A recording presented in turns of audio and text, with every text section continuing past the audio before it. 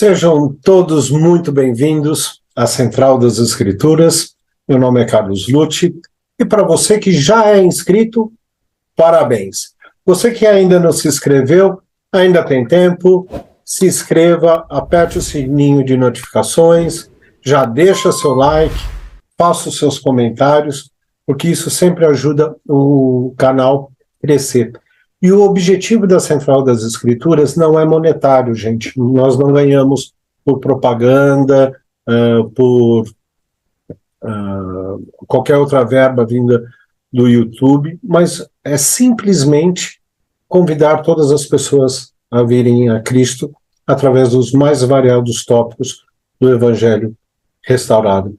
Então, não custa nada, é de graça, se inscreva, deixa seu like, faça seu comentário e ajude a Central das Escrituras a crescer cada vez mais.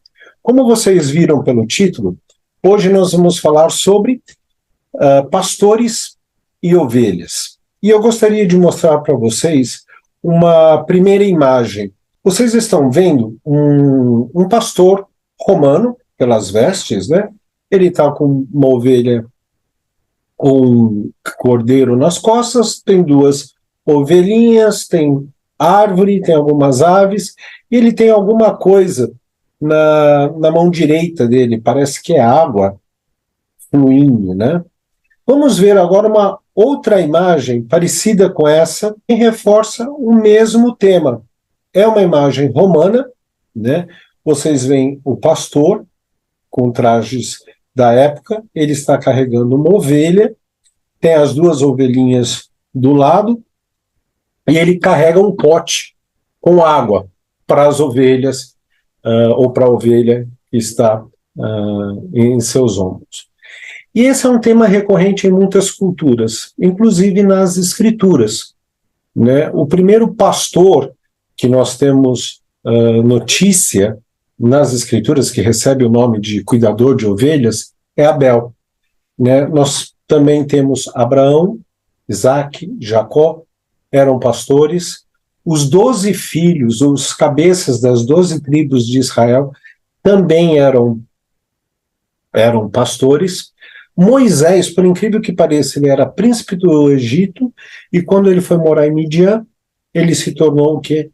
Pastor, quando ele vai no Sinai e tem a experiência da sarça ardente. Mas o pastor mais famoso na antiga Israel, com certeza, era o rei Davi.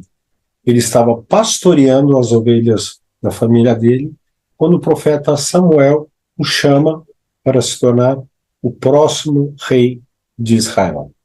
Então, olhem essa imagem, a imagem desse jovem. Vocês podem ver que é um jovem na idade de missão, ele tem a ovelha, como eu já descrevi. Quem vocês acham que ele está retratando? Qual personagem bíblico está sendo representado nessa imagem? Abel, por causa da idade, Davi, não sei se Moisés, porque não tem barba, Abraão. Quem vocês acham que é? Aliás, vocês podem deixar até nos comentários. Irmãos, por incrível que pareça, essa é uma das mais antigas representações do Salvador Jesus Cristo. Ela está na catacumba de Domitila, em Roma, né, e em várias outras catacumbas, em várias outras representações do começo da arte cristã. O Salvador sempre é representado como um jovem, né, e como um pastor, entre outras coisas.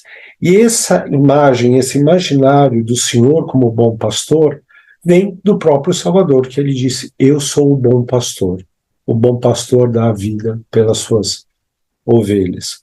Mas também em dois relatos do Evangelho, que o Salvador fala sobre o pastor e a ovelha perdida.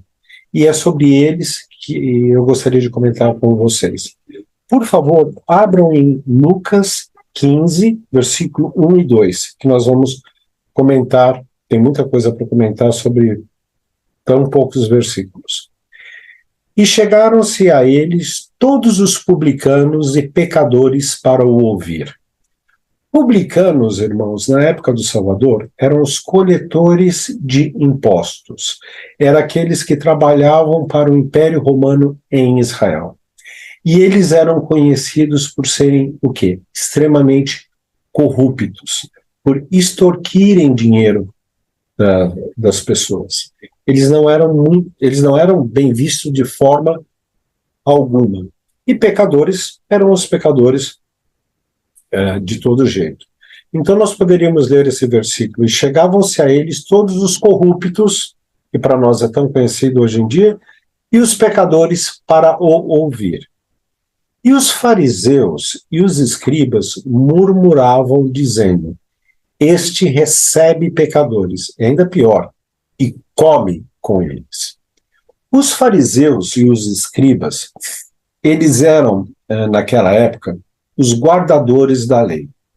Irmãos, eles conheciam as escrituras de frente para trás, de trás para frente, de ponta cabeça, de todos os lados. Eles conheciam palavras, versículos, todos os detalhes da lei. E ele falava: nossa, esse que se diz profeta está comendo com corruptos e pecadores? Isso me faz lembrar duas histórias do Salvador. Uma, quando ele foi convidado a um banquete, a um jantar, e uma mulher prostituta entra e lava os pés de Jesus com suas lágrimas e derrama um óleo, um bálsamo extremamente caro, e enxuga com os seus cabelos. E o fariseu, olhando aquilo, diz: se este fosse profeta, saberia que tipo de mulher estaria tocando ele. E por incrível que pareça, até um dos apóstolos, para variar Judas, olha e fala: nossa, que desperdício. Ela derramou esse óleo, esse perfume tão caro, mas tão caro, por que ela não vendeu e deu para os pobres? Então, este é o Salvador que nós temos, irmãos. Este é o nosso Redentor. É aquele que abre os braços e recebe todas as pessoas, né? Ele é justo? Sim, ele é justo, né? Ele é um justo juiz. Ele não aceita o pecado, né? Quem peca, infelizmente, vai ter que pagar os seus pecados, vai ter que sofrer as consequências dele, mas o Senhor sempre dá a chance dessas pessoas virem a Ele através do arrependimento. Ele não nega o seu amor e o seu perdão a ninguém que verdadeiramente se arrepende. E essa é uma doutrina muito profunda que nós deveríamos parar e pensar com mais cuidado em nosso coração, né? É engraçado porque os fariseus e os escribas, que deveriam conhecer o Velho Testamento tão bem, deveriam saber: esta é a característica do Messias. Esta é a característica do Deus de Abraão, Isaque e Jacó, que ele está demonstrando, que esse tal de Jesus está demonstrando, e nós não estamos vendo. Vamos ver em Ezequiel 34, do versículo 2 ao 4, o que o Senhor fala a respeito de pastores.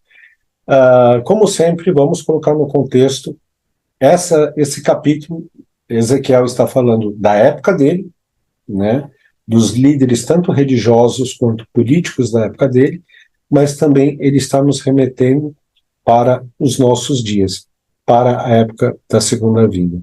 E ele fala assim: assim diz o Senhor Deus: ai dos pastores de Israel que apacentam a si mesmos. Porventura não deveriam os pastores apacentar as ovelhas? Comeis a gordura e vos vestis de lã. Matais o cevado, porém não apacentais as ovelhas. As fracas não fortalecestes, e a doente não curastes, e a quebrantada não ligastes, e a desgarrada não tornastes a trazer, E a perdida não buscastes, porém dominai sobre elas com rigor e dureza. Irmãos, todos nós somos pastores e pastoras em Israel e de Israel. Nós somos pastores, eu vou usar pastor porque eu sou homem, né?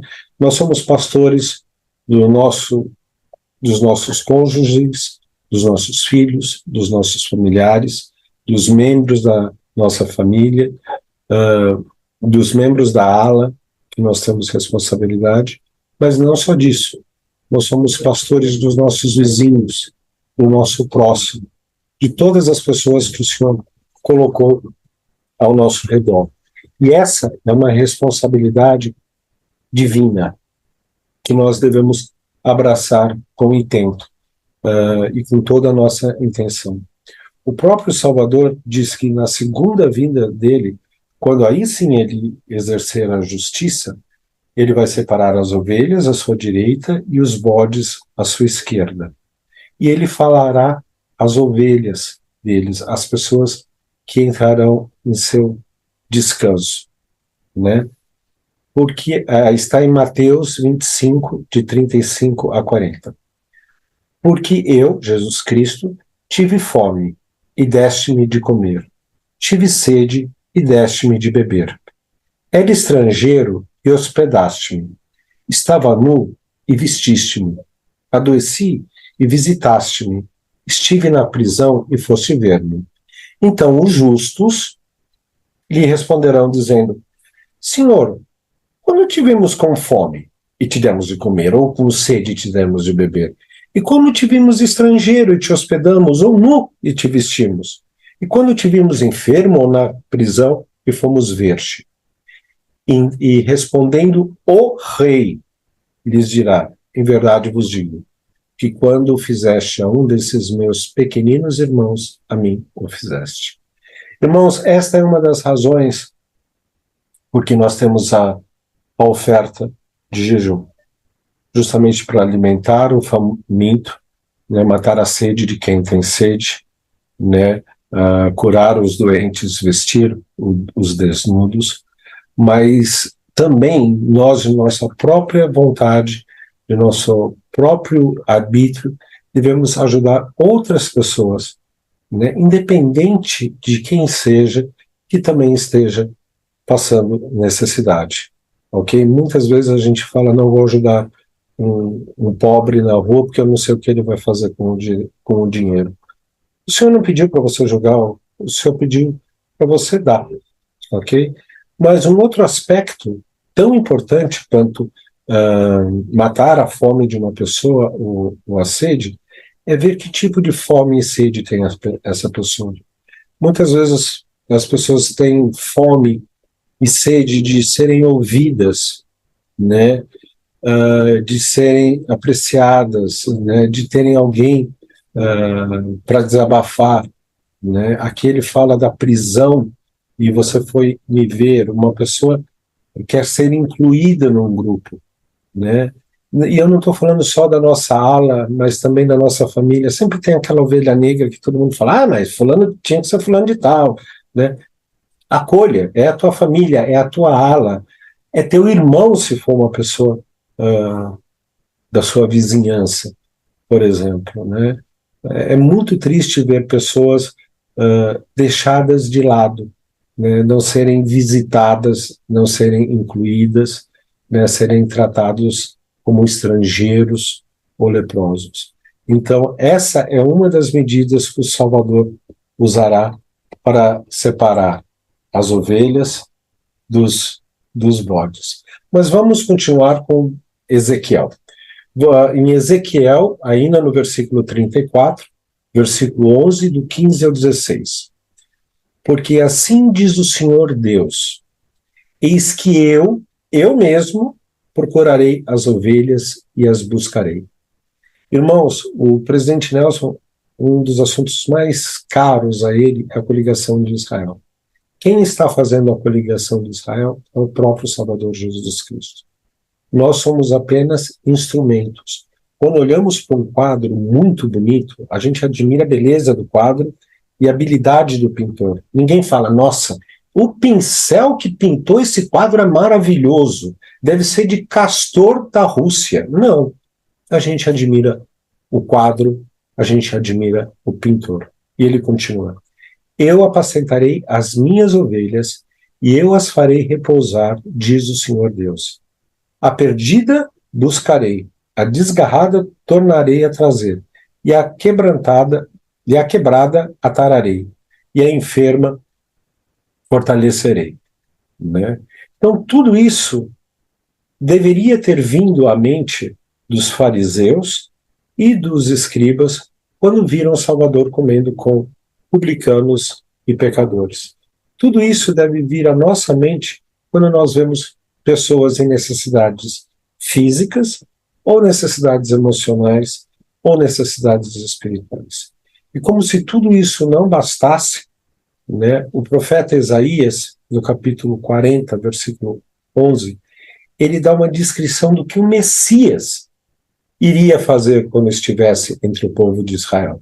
E ele diz assim, como pastor apacentará o seu rebanho, entre os seus braços recolherá os cordeirinhos e os levará ao seu regaço, ou seja, ao seu peito. As que amamentam guiará suavemente. Então, ele será o pastor de toda Israel, e ele é o pastor de todo o mundo. E nós também somos pastores sobre Jesus Cristo, para Israel e também para o mundo. Então, tudo isso devia ter passado na mente dos fariseus e dos publicanos, e também deve passar na nossa mente antes de continuarmos a ler, vamos dizer assim, a parábola da ovelha perdida. E em Lucas 15, de 4 a 7, eu vou estar utilizando a tradução de Joseph Smith, ela está no final, ou senão vocês podem utilizar no online que está lá. Diz assim, é uma pergunta que o senhor faz. Homem, dentre vós, tendo 100 ovelhas e perdendo uma delas, não deixa as 99 e vai ao deserto, e essa parte foi Joseph que colocou, após a perdida até que venha a encontrá-la. Irmão, se você tem 100 ovelhas, uma ovelha não vai fazer tanta diferença economicamente. Principalmente se for uma ovelha velha, né? Que já vai morrer mesmo, deixa para lá. Ou se for uma ovelha que não está dando muito leite, talvez está dando mais gasto do que lucro, então não vamos nos preocupar muito. Ou se não, é uma ovelha que é encrenqueira, ela só dá cabeçada nessa ovelha, ela vira o coxo, ela faz um monte de atrapalhado, olha, ainda bem que se perdeu. E também tem aquelas ovelhas que sempre estão saindo do redil, e você tem que correr atrás e voltar, e correr atrás e voltar várias vezes. Você fala, ainda bem que se perdeu. Quem procura acha, bem feito. Não foi brincar com fogo, se queimou. Esse não é o Salvador que nós temos. Ele disse, quem dentre vós, tendo 100 ovelhas e perdendo uma delas, não importa qual, não deixa as 99 no aprisco, num lugar seguro, e vai ao deserto após a perdida até que venha a achá-la. Quando nós pensamos em deserto, irmãos, nós temos a ideia daquele mar de areia, né, que aparece nos filmes. Mas o deserto em Israel, ele é um pouco diferente. Como vocês podem ver aqui, ele é montanhoso e ele é rochoso, então ele faz alguns vales, né? É o famoso Vale da Sombra da Morte. Vocês podem ver que ele é até sombreado aqui. E o caminho passa pelo meio. E o que tem no deserto? Solidão, né? Cobras, escorpiões, né? Tem salteadores, como na parábola do bom samaritano, né? E também tem animais selvagens. Davi lutou com animais selvagens para proteger os seus rebanhos. Então, o bom pastor, ele sai do seu recanto seguro e vai até o deserto para buscar a ovelha perdida. É o que o Salvador faz. Ele deixou o reino celestial e veio até nós para nos salvar, né? E é assim que nós devemos estar dispostos a fazer também. Ir a qualquer lugar que o Senhor nos mande para recolher e trazer as ovelhas perdidas de Israel. E ele continua. E achando-a, põe sobre seus ombros, cheio de júbilo.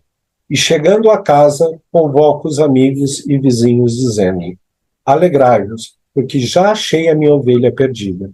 Digo-vos que assim haverá mais alegria no céu por um pecador que se arrepende, que por 99 justos que não necessitam de arrependimento.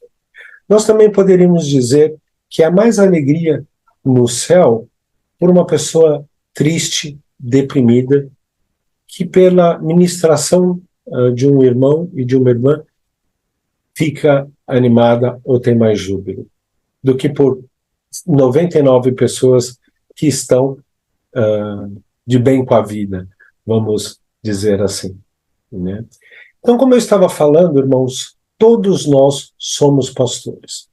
Todos nós temos responsabilidades com nossos irmãos, com nossos familiares, né? Mas também todos nós somos o quê?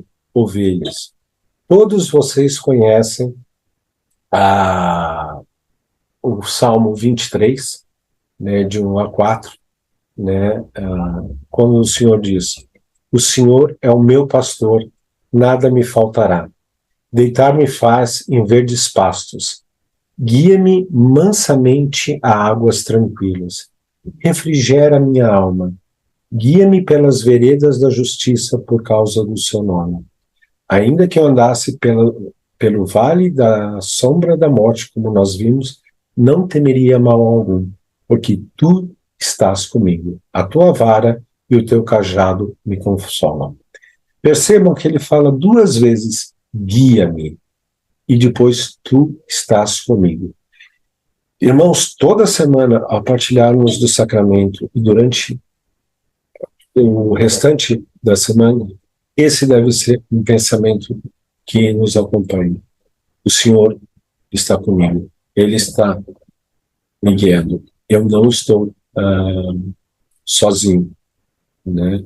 Mesmo nos momentos difíceis, mas também nos momentos alegres, nós devemos pensar: Senhor, eu estou feliz por qualquer motivo e o Senhor está comigo, partilhando dessa felicidade. O Salvador não é só, irmãos, para momentos tristes. Nós devemos convidar o Salvador para a nossa vida nos momentos alegres, que nós estamos felizes, e agradecê-lo e convidá-lo a se juntar a nós também. O elder Bruce Haven escreveu algo muito tocante que eu gostaria de ler para vocês. Ele diz o seguinte, eu não sei se eu vou conseguir ler inteiro, mas é assim: a ovelha perdida não é apenas aquela pessoa que não vai à igreja.